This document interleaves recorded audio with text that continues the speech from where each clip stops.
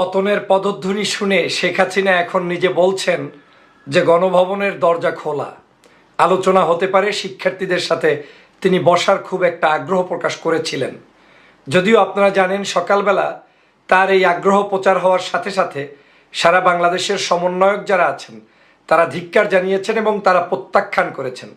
ইতিমধ্যেই সমন্বয়ক আসিফ ফেসবুকে পোস্ট করে বলেছেন যে এখন আর কোনো আলোচনার জায়গা নেই, খুন, লাশ, মানুষের হত্যার পরে আর কোনো গণভবনে আলোচনা হতে পারে না। এখন মানুষের আন্দোলন চলছে, মানুষই এটার জবাব উদ্ধার করবে। প্রিয় সহযোদ্ধা ভাইরা, আপনারা নিশ্চয়ই জানেন শেখ হাসিনা এবং আওয়ামী লীগের দাম্ভিকতা ধীরে ধীরে ধীরে ধীরে পতনের দ্বার প্রান্তে চলে এসেছে। তারা যেই দাম্ভিকতা দেখিয়ে শিক্ষার্থীদের সাথে চরমভাবে অনৈতিক কাজ করেছিলেন, তাদের উপরে জুলুম করেছিলেন, আজকে তারাই তাদের দাম্ভিকতাকে চরমভাবে অপমানিত হয়ে একেবারে নির্বিকার হয়ে গিয়েছেন। এখন তারা স্তব্ধ হয়ে গিয়েছেন। কি বলছেন কি বলছেন না, সকালে কি বলছেন বিকালে কি বলছেন না, সেটা তো এখন আর তাদের মাথায় নেই। তারা বলছেন গণভবনের দরজা এখন খোলা আছে। হ্যাঁ, গণভবনের দরজা একটা অবশ্যই খোলা থাকা দরকার, কারণ না হয় আপনি পালাবেন কিভাবে? আপনি বাংলাদেশ থেকে যদি ছাত্রদের এই আন্দোলনের মুখে, জনতার আন্দোলনের মুখে দেশ থেকে ত্যাগ হতে চান, পালিয়ে যেতে চান, একটা না একটা দরজা আপনার খোলা থাকতেই হবে। তবে আলোচনার দরজা আর এখন খোলা নেই। এটা হলফ করে বলতে পারি, বাংলাদেশের কোনো শিক্ষার্থীরা এই পর্যায়ে এসে তাদের মানুষ হত্যার পরে আপনার সাথে আলোচনায় বসবে, রক্তপিপাসুর কথা শুনবে, সে সুযোগ আর সম্ভবত না, কোনো অবস্থায় সম্ভব না। বাংলাদেশের জনগণ সেটা হতে দিবে না। আজকের এই শিক্ষার্থীদের আন্দোলন কি এখন আন্দোলন আছে? এখন সমগ্র মানুষের আন্দোলনে রূপান্তরিত হয়েছে। যে কোনো প্রান্ত থেকে আজকের মানুষ আসছে। আপনারা নিশ্চয়ই জানেন এই আন্দোলনকে কেন্দ্র করে গত এক সপ্তাহ আগেও বাংলাদেশকে কি করেছিল এই আওয়ামী লীগ। সমগ্র জায়গায় রক্তের লেলিখিলায় মেতে উঠেছিল। পত্রিকা বলছে 266 জন মানুষের মৃত্যু, আর জনগণ বলছে হাজার হাজার, হতে পারে 1000, হতে পারে 2000, হতে পারে তারও অধিক। এটা একমাত্র শেখ হাসিনা আর আল্লাহ ছাড়া কেউ জানে না। এত বড় একটি মানুষের উপরে অত্যাচারের পরে, গণহত্যার পরেও ক্ষমতায় থাকার স্বপ্ন কিভাবে দেখেন? কিভাবে এখনো লাজ লজ্জাহীনভাবে আপনি বলেন যে তোমাদের সাথে গণভবন খোলা, আসো আলোচনা করি?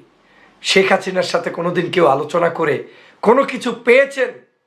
শেখ হাসিনার আলোচনার মধ্য দিয়ে বাংলাদেশের মানুষের কল্যাণে কোনো কিছু কখনো অর্জন হয়েছে? শেখ হাসিনা সরাসরি নিজেই নিতান্ত একজন প্রতারক। তিনি মানুষের সাথে প্রতারণা করেন এবং এটা বংশসূত্রে পাওয়া এই প্রতারণা তার। সেই প্রতারক এখন ডাকছে যে গণভবনের দরজা খোলা, আসো তোমাদের সাথে আলোচনা করব। আমি চরমভাবে এনজয় করেছি বক্তব্যটি। কেন? এখন অভিভাবক সহ ডেকেছেন, যদি প্রয়োজন হয় তোমাদের বাবা মাকে নিয়েও আসো। সাধারণ শিক্ষার্থীরা ওনার মুখের উপরে এটাকে ধূপ করে মেরে দিয়েছে, বলেছে আমরা আসব না, আমরা তোমার কথা শুনবো না, যা হবে রাজপথেই হবে, আদায় যা করব রাস্তায় থেকেই করব। সাধারণ মানুষ একটি জিনিস বুঝবেন, এখন রাস্তায় আর আমাদের কি আদায়ের বাকি আছে? কি আদায় করতে চায়? শিক্ষার্থীরা কোটা নিয়ে আর আন্দোলন করছে না, শিক্ষার্থীরা তাদের হারানো ভাইদের রক্তের বদলা নেওয়ার জন্য রাজপথে নেমেছে। এই রক্তের বদলা কখনো আপোষ করে হয় না। এই রক্তের বদলায় এক পার্টি জিতবে, এক পার্টি হারবে। এটাই হচ্ছে রক্ত দেওয়ার নিয়ম। রক্ত যখন দিয়েছে, রক্ত যখন চলে গিয়েছে, এখন আর পরাস্ত হওয়ার কোনো রাস্তা নেই। এখন হাসিনাকে পরাস্ত হতে হবে, জনগণ জয়ী হবে। এটাই হচ্ছে রক্তের নিয়ম।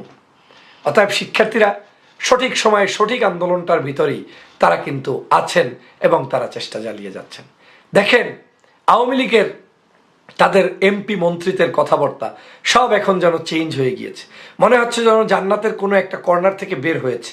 আর 3 দিন আগেও যারা, 3 দিন কি মাত্র 2 দিন আগেও যে দাম্ভিকতা দেখিয়েছে, যে বাংলাদেশের এই আন্দোলন সংগ্রামের মধ্যে একটি তৃতীয় পক্ষ ঢুকে গিয়ে এই হত্যা করেছে, পুলিশ কোনো গুলি করে নাই, সব গুলি করেছে জামাত শিবির, ভিতরে অন্য কোনো দল ঢুকেছে, বিএনপি, এই সেই, এসব গল্প এখন আর জনগণ বিশ্বাস করে না। দেশ বিদেশে এখন আর কেউ বিশ্বাস করে না। পৃথিবীর সমগ্র মানুষ আজকে তাদের বিরুদ্ধে চলে গিয়েছে। আজকের দেশের মানুষ তাদের বিরুদ্ধে চলে গিয়েছে এবং সমগ্র দেশি বিদেশি সমগ্র জায়গা থেকে সবাই আজকে তাদের বিরুদ্ধে চলে গিয়েছে।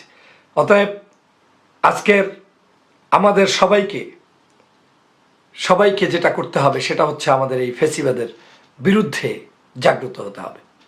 আমাদের সবাইকে যেটা করতে হবে সেটা হচ্ছে এই অন্যায়ের বিরুদ্ধে আমাদের লড়ে যেতে হবে। আজকের এই মুহূর্তে আমি যখন কথা বলছি, আজকেও বাংলাদেশে ওরা গুলি চালিয়েছে, আমার ভাইদেরকে কোনো কোনো জায়গায় শহীদ করেছে, কুমিল্লায় ভয়ানক পরিস্থিতি করেছে। কিন্তু শুভ সংবাদ হচ্ছে সমগ্র ঢাকা থেকে শুরু করে ঢাকা, চট্টগ্রাম, কুমিল্লা, খুলনা, বরিশাল, এভাবে করে সিলেট, সমগ্র অঞ্চলগুলো, রাজশাহী সহ সব জায়গাগুলো এখন ছাত্রদের দখলে, সাধারণ মানুষের দখলে, নারীদের দখলে।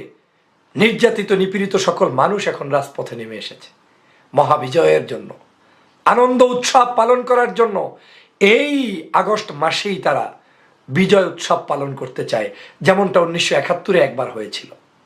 আজ আবার সেটা করতে চায় জনগণ, আজ আবার সেটা চাচ্ছে, কারণ জনগণ চায় যে বাংলাদেশের মানুষের বিজয় ছাড়া এদেশের জনগণের কোনো মুক্তি মিলবে না। এই ফেসিবাদের গণভবনে আর কোনো মানুষের সমাধানের কোনো জায়গা নেই।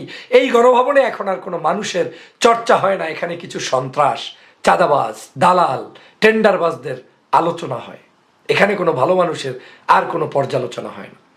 কত হাজার, কত লক্ষ আওয়ামী লীগ, চিনে রাখুন ওদেরকে, কোথায় আছে, কারা কারা ভোল পাল্টাচ্ছে, কারা কারা রাজপথে আমার ভাইদের উপরে গুলি চালাচ্ছে, এখনো দাম্ভিকতা দেখাচ্ছে। আপনাদের চিনে রাখা উচিত। আমি মনে করি সারা বাংলাদেশের মানুষ ওদেরকে চিনে রাখবেন। এখন এই আন্দোলনটি দল মত নির্বিশেষে সকলের আন্দোলনে রূপান্তরিত হয়েছে। এই আন্দোলনের ভিতরে ওয়াসওয়াসা দিয়ে কোনো ফায়দা হবে না। শেখ হাসিনার পতন সন্নিকটে, মানে কত দ্রুত সময়ের মধ্যে হবে সেটা আপনারা বুঝতেও পারবেন না। এই মুহূর্তে ঢাকা শহরে লক্ষ লক্ষ লোক, এই মুহূর্তে চট্টগ্রামে লক্ষ লক্ষ লোক, এই মানুষগুলো সব শেখ হাসিনার পতনের জন্য নেমেছে। কেউ দেশকে কোনো অবস্থায় আর শেখ হাসিনার অধীনে রাখার জন্য নামে নাই। বাংলাদেশের সেনাবাহিনীকে অনুরোধ করব, জনতার পক্ষে না দাঁড়ালে হারিয়ে যেতে হবে। জনতার পক্ষে দাঁড়ান।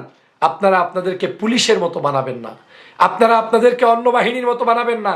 দেশপ্রেমিক নাগরিকদের সাথে যদি নামতে পারেন নামুন, না হয় আপনাদেরকে কিন্তু বাংলার জনগণ সময়োচিত সঠিক শিক্ষা দিবে। আমাদের সেনাবাহিনীর সম্মান নষ্ট করতে দিবেন না। প্রিয় সহযোদ্ধা ভাইরা, দেশ বিদেশে যারা আছেন, শুনছেন, কথা শুনছেন, আমরা বলতে চাই, আমরা আর গণভবনে একা একা আর কোনো যাব না। আমরা এখন গণভবনে যাব গণমানুষকে নিয়ে। ওই গণভবনের সুইমিং পুল, ওই গণভবনের জিম করার জায়গা, ওই গণভবনের মধ্যে আনন্দ উল্লাসের বাগানগুলো আমাদের এই বাংলাদেশের বিজয় উল্লাসে উন্নীত হওয়া মানুষরা গিয়ে উপভোগ করবে। শহীদের জন্য দোয়া করতে হবে। যেই সকল ভাইয়েরা শহীদ হয়ে আজকের আন্দোলনকে এই পর্যায়ে নিয়ে এসেছেন, তাদের রুহের মাগফিরাত কামনা করবেন। তাদের শহীদি তামান্না আমাদেরকে জাগ্রত করুক এবং আল্লাহ পাক তাদেরকে শহীদি মর্যাদা দান করুক। তার পরিবারের প্রতি খেয়াল রাখতে হবে। আন্দোলনরত প্রত্যেকটি ভাই বোনের প্রতি আমাদের আপন ভাইয়ের মতো রক্ত দিয়ে পাশে থাকতে হবে, সহযোগিতা করে পাশে থাকতে হবে, ঐক্যবদ্ধ হতে হবে সবাইকে। নায়ক, নায়িকা, গায়ক, গায়িকা, শিল্পী, সুধী, ছাত্র সমাজ, শিক্ষক, আজকে যারাই আছে বাংলাদেশের, হিন্দু, মুসলিম, বৌদ্ধ, খ্রিস্টান, দেশপ্রেমে উদ্বুদ্ধ হয়ে সবাইকে একত্রিত হতে হবে। তাহলেই বিজয় আমাদের সামনেই চলে আসবে ইনশাআল্লাহ।